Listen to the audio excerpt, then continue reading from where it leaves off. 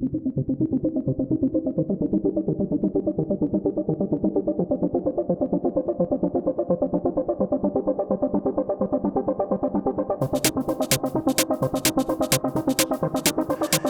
I've got an original bass station from 1993, and this was a complete game changer.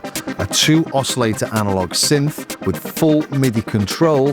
A small British company called Novation have brought the world just what we were looking for.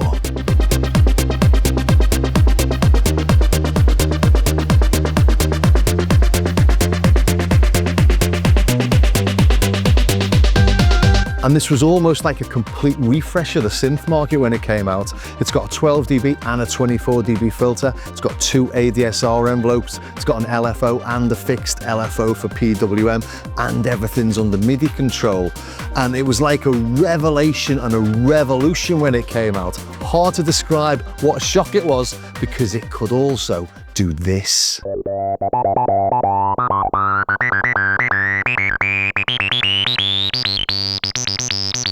Which is just the coolest thing when you've been trying to do stuff like this on an Alpha Juno using hexadecimal to program in the sys into Cubase. All of a sudden, we could all be joshuing. A 12 dB mode's meant to be more 303-ish, but for those really powerful resonances, 24 dB all the way for me.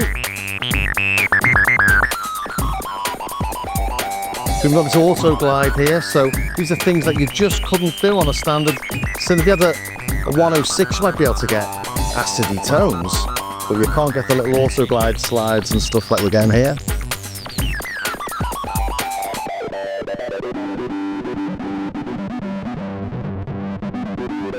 And that's when the sequence ran out. And it does look a bit flimsy when it came out. Everyone did think, you know, it does look a bit flimsy, but actually here we are 30 years later, and 10 years ago we'd say things from the 80s were vintage, so it's a bit weird to think that this could be thought of as a vintage synth when I remember it first being released, and as I say, it came out as this big sort of revelation. I never actually had one of these back in the day. I bought the Bass Station rack. It came out in 1994 and it had CV in, so it could be used as a MIDI to CV converter. It also had LFO sync to sync your LFOs to your DAW, plus we got a load more patch memories. What you're looking at here isn't the original rack. This is the Super Bass Station. This came out in 1997 and had even more additions like a sub-oscillator, noise, ring modulation, 2 sets of ADSR controls, but it was still in essence very much a bass station. And I only sold my rack version when I bought this. It's the Bass Station 2. And this brings us a much more contemporary synth with USB for MIDI and for power, for example.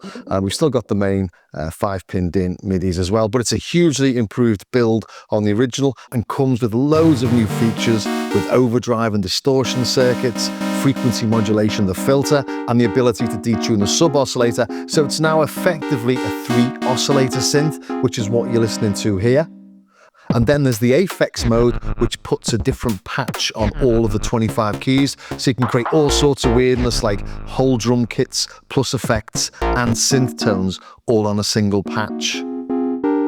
But you can definitely see the origins of it from the Bass Station 1, can't you? And it still keeps the same vibe and the same feel. But bringing things even more up to date, we've got this. And this is what I wanted to show really, but I got a bit overexcited having a go with an original. It's the latest release from GForce, and if you're the lucky owner of a Launchkey Mark IV, an FLKey, or the SL Mark III from Novation, this will be absolutely free. And just playing with it there, it's really got that Novation-y Bass Station feel. It's their version of the Bass Station, which, as we've come to expect from GForce, replicates the original perfectly, but as we've also come to expect, it's got a shed load of enhancements, some of which were on the rack versions and some are GForce's own little bit of extra seasoning. As you can see, it looks like the original, but we've got access to both ADSR envelopes, just like on the Super Bass Station, plus we've got things like sub, noise, and LFO sync. We've also got keyboard tracking that pops up when we go into 24 dB mode. Got pan spread down here on the right. Got unison, because we have 16 voices in this, and a vintage mode to make it a bit more sloppy.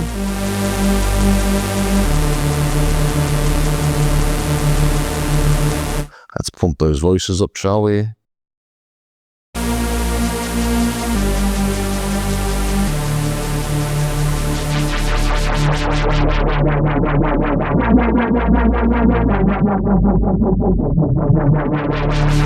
So we're well out of Bass Station 1 territory there, aren't we? And with those 16 voices, we can play chords. And in here we've got 300 presets. So let's look at some nice pads.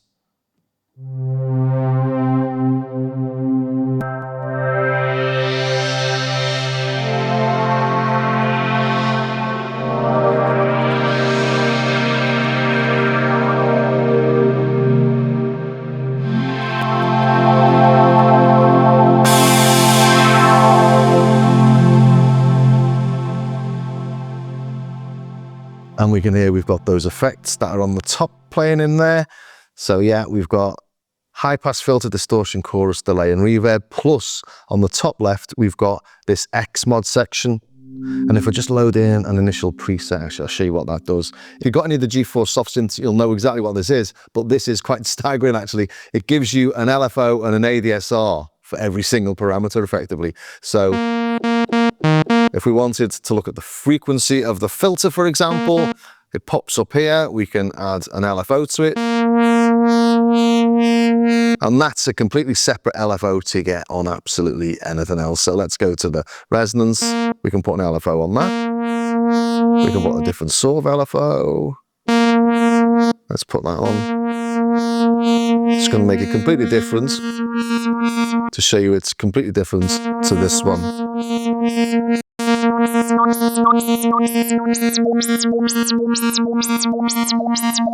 Just change the tone.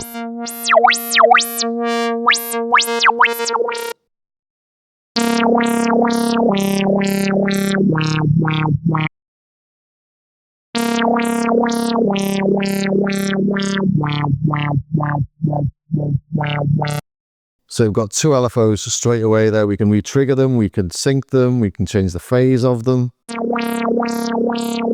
Let's go to the resonance, because that was a square. Slow that down.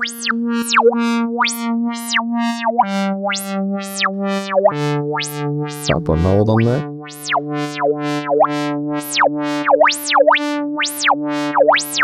Start an initial patch again so you can show you these macros down here.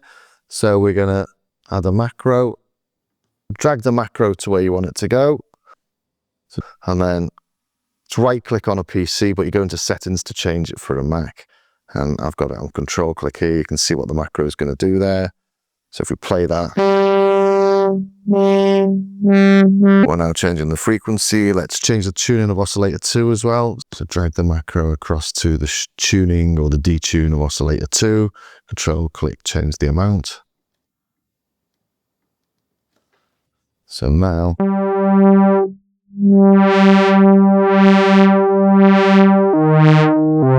click on the macro knob and you can see what's assigned to it. And down here on the right, you can see how many parameters are assigned to it. So that's a lovely little GForce thing as well, as is this. It's their sequencer and arpeggiator. I won't go into this in too much detail, but it's got everything that you might expect. Different modes, including a chord mode. And we've got the sequencer. Got all those little things we need for 303. We've got accent, we've got slide, we've got probability. Let's load the 303 style patch in, shall we? See what we've got here. Go into basses, gliding, abrasive acid. Oh, I hasn't got one. Try another. It does that. Nice acidy tone though. And sticking with the Josh Wink theme. Get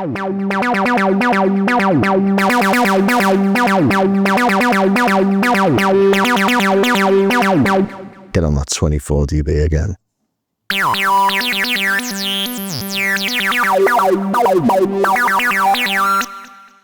Let's have a look at what these macros do. Bit of sub and a bit of envelope, macro 1. Distortion and delay.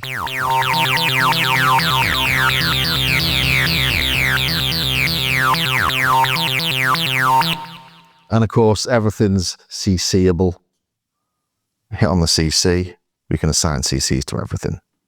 And you can just record stuff into the sequencer.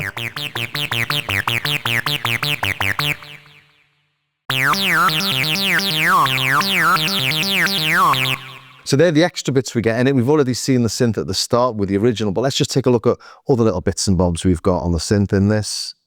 Go back to an initial patch. So oscillator 1, we've now got the sine, which we didn't have on the others.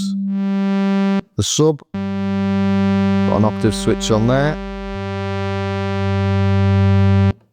That's new.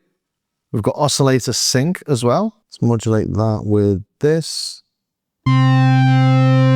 Take oscillator 1 off.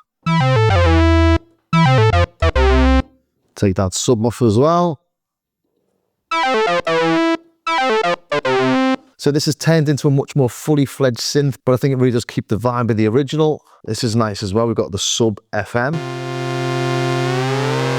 This is using the sub as the modulation source for oscillators 1 and 2.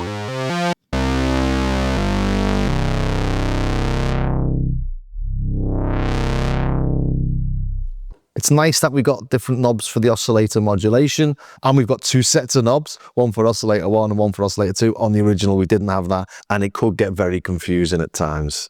Let's go back to the initial again, and just try something a bit sort of electronic-y. Let's modulate the resonance with a sample and hold.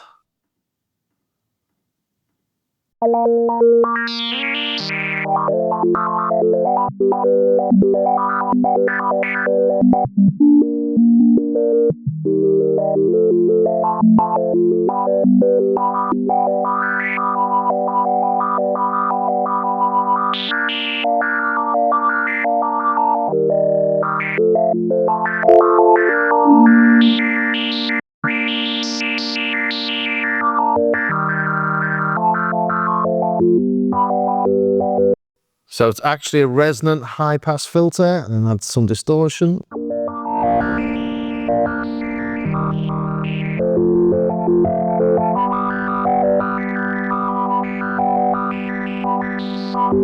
The delay.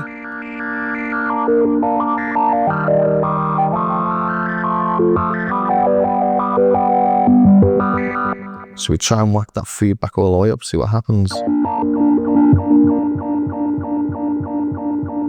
Nice.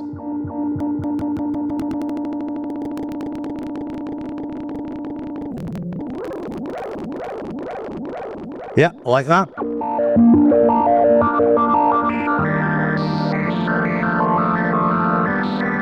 We are actually going to space echo territory, aren't we?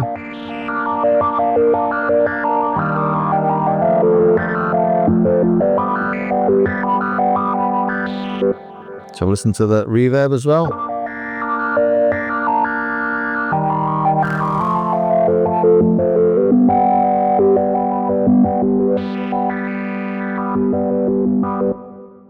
Let's make it a big, huge one, shall we?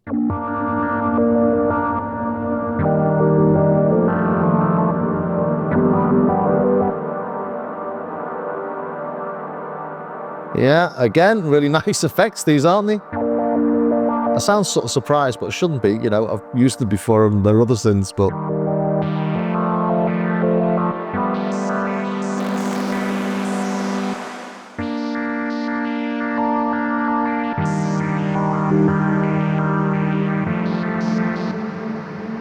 Oh, nice bit of spacey modulation there. Okay, cool.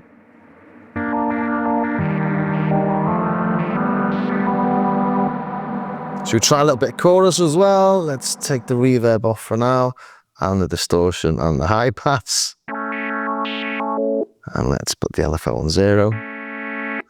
Make it sound like a nice chord. So mode.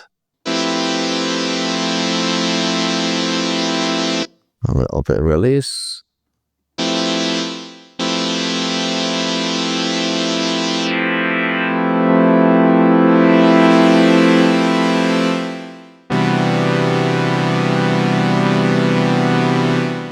That'll do. And then let's put some chorus on there.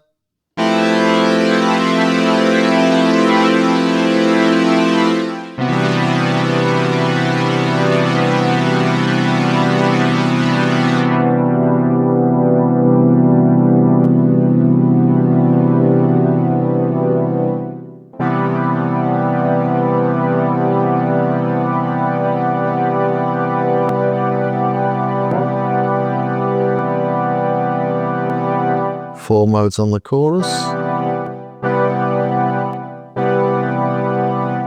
Different presets on the reverb.